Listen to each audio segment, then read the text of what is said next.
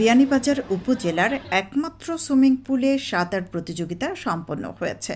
শুক্রবার SMA cafe and swimming পুলের সাঁতার প্রতিযোগিতার 2 বিভাগের ফাইনালে চ্যাম্পিয়ন, প্রথম রানার্স আপ ও দ্বিতীয় রানার্স আপের হাতে প্রাইজ মানি তুলে দেন অতিথি ও আয়োজকরা।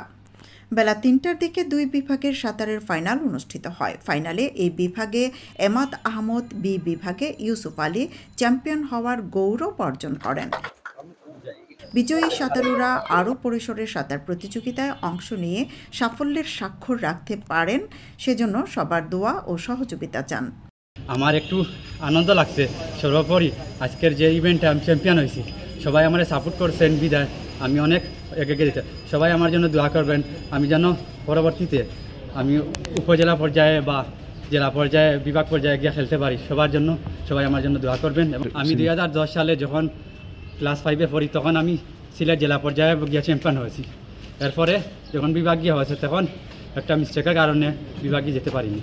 ফাইনাল প্রতিযোগিতায় পুরস্কার বিতরণী অনুষ্ঠানে বিয়ানীবাজার জার্নালিস্ট অ্যাসোসিয়েশনের সভাপতি আহমেদ ফয়সালের সঞ্চালনায় উপস্থিত ছিলেন SMA ক্যাফে অ্যান্ড সুইমিং পুলের পরিচালক বিলাল আহমদ, সিনিয়র সাংবাদিক হাসানুল হক উজ্জ্বল, SMA ক্যাফে অ্যান্ড সুইমিং পুলের পরিচালক সুজন আহমদ সহ SMA ক্যাফে অ্যান্ড সুইমিং পুলের সকল দায়িত্বশীল।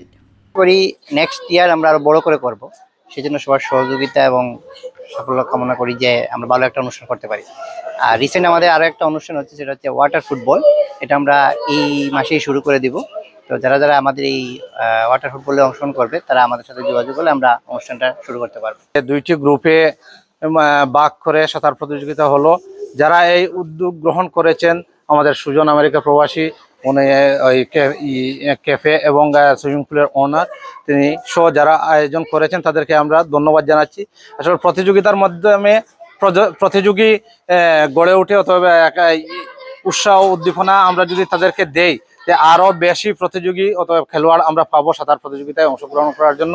আমি এখন একটু আগে সুজন বক্তব্য বলেছেন যে এখানে আরও প্রতিযোগিতা হবে।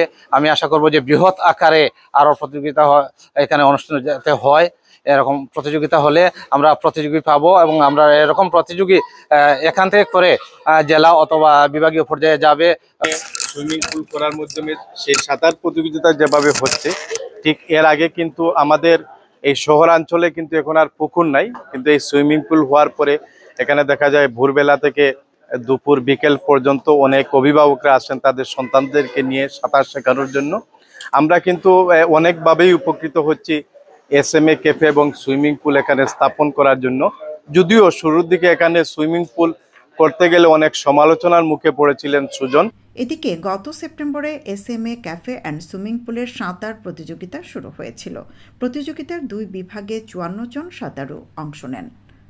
সৈয়দা আখি হক, ABTV।